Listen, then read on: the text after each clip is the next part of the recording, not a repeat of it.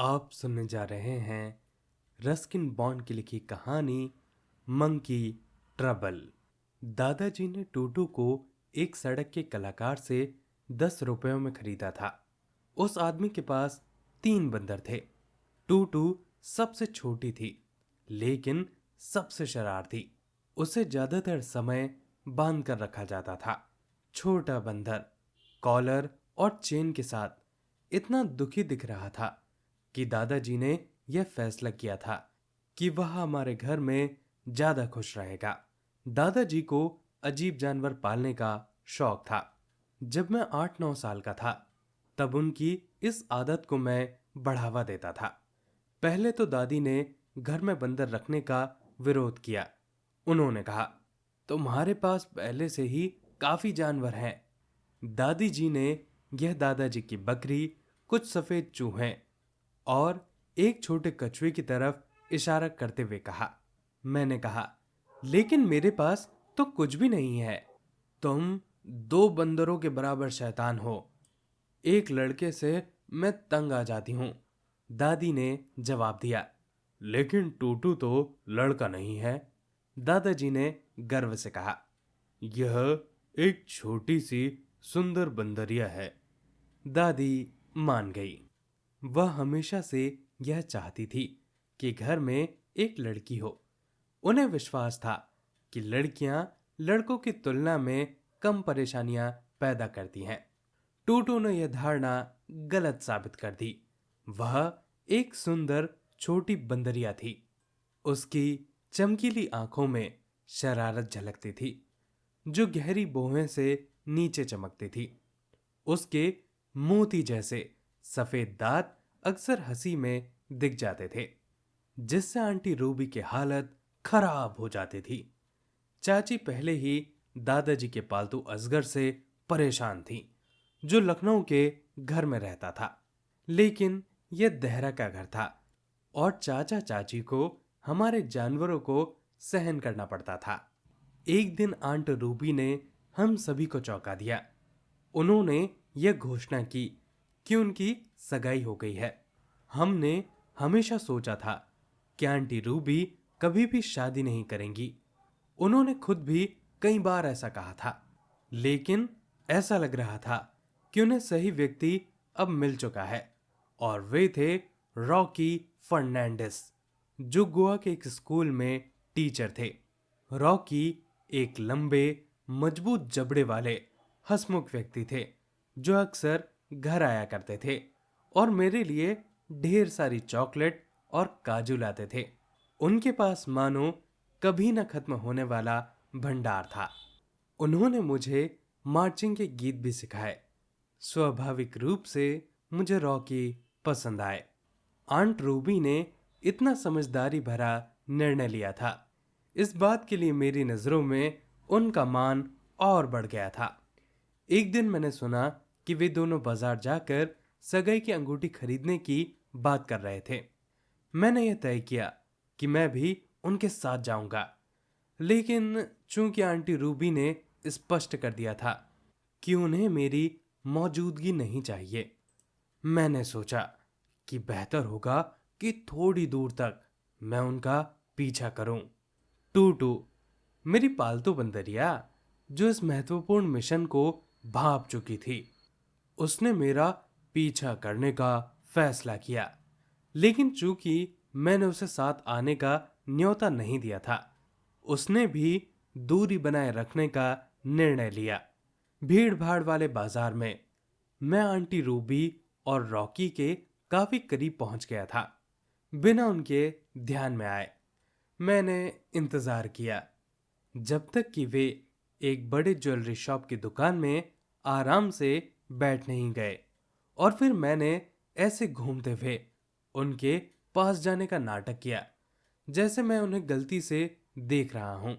Aunty Ruby मुझे देखकर बहुत खुश नहीं हुई, लेकिन रॉकी ने हाथ हिलाकर मुझे बुला लिया। आओ, हमारी मदद करो। अपनी आंटी के लिए एक खूबसूरत अंगूठी चुनने में उनकी मदद करो। मुझे यह सब पैसे की बर्बादी लग रही थी, लेकिन मैंने कुछ नहीं कहा। आंटी रूबी मुझे अपने सबसे नापसंद भरे लुक से देख रही थी। जब जौहरी यानी कि ज्वेलर और आंटी रूबी हीरे की अंगूठियां छाट रहे थे, तभी टूटू बिना किसी के ध्यान में आए दुकान में घुस गई। उसकी मौजूदगी का पहला संकेत एक हल्की खुशी भरी चीख थी। सबने उसकी ओर देखा, जो एक सुंदर हार पहनने की कोशिश कर रही थी। और ये पत्थर क्या है? मैंने पूछा। ये मोती जैसे लगते हैं, रॉकी ने कहा। ये तो असली मोती हैं, दुकानदार ने जवाब दिया, जो हार को पकड़ने की कोशिश कर रहा था। ये भयानक बंदरिया, आंटी रूबी चिल्लाई। मुझे पता था कि ये लड़का इसे यहां लेकर आएगा। हार पहले ही टूटू के गले में था। मुझे लगा कि वह इसमें काफी अच्छी लग रही है, लेकिन उसने हमें प्रशंसा करने का समय ही नहीं दिया। हमारी पकड़ से बाहर निकलते हुए टूटू ने रॉकी को चकमा दिया। मेरे पैरों के बीच से फिसलती हुई भीड़ भाड़ वाली सड़क की ओर वह भाग गई।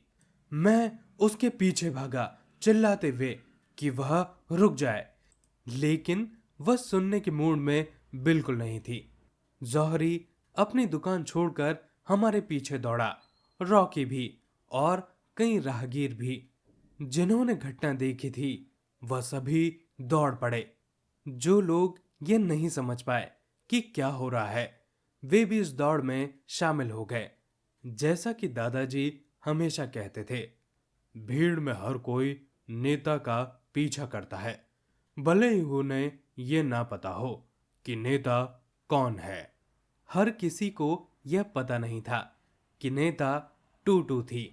केवल सबसे आगे दौड़ने वाले ही उसे देख पा रहे थे।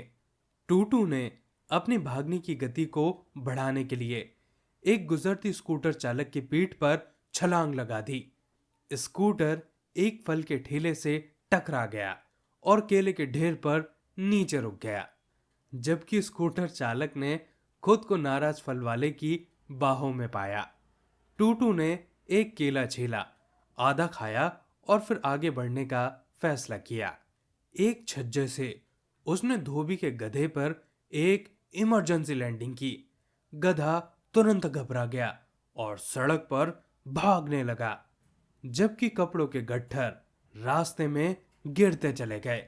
धोबी भी इस दौड़ में शामिल हो गया। स्कूल जाते बच्चों ने सोचा कि यह क्लास में जाने से तो बेहतर है। खुशी के नारों के साथ वे जल्द ही हाफते हुए बड़ों को पीछे छोड़ गए।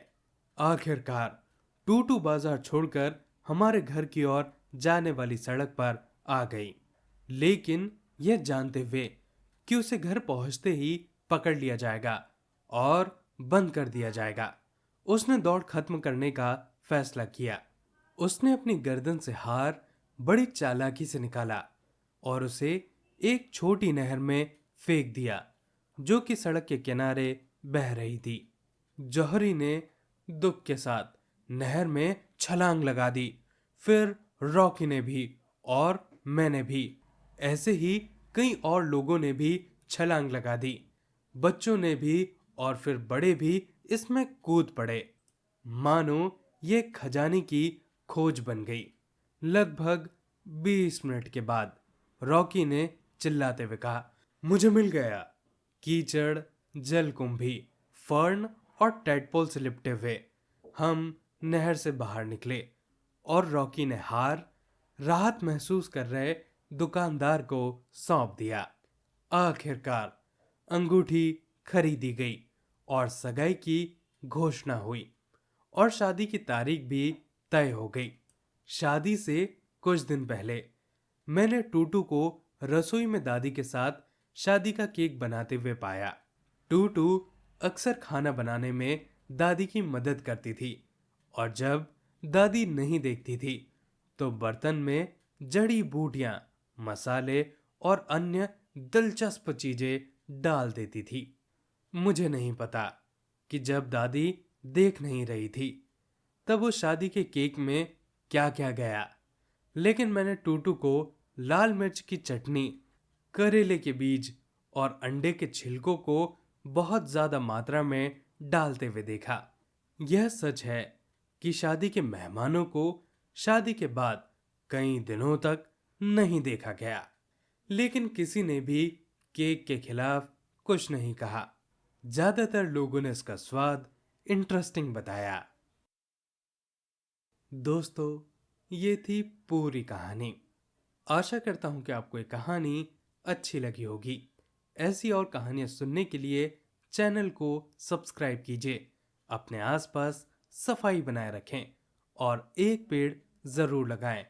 आप सभी का बहुत बहुत धन्यवाद।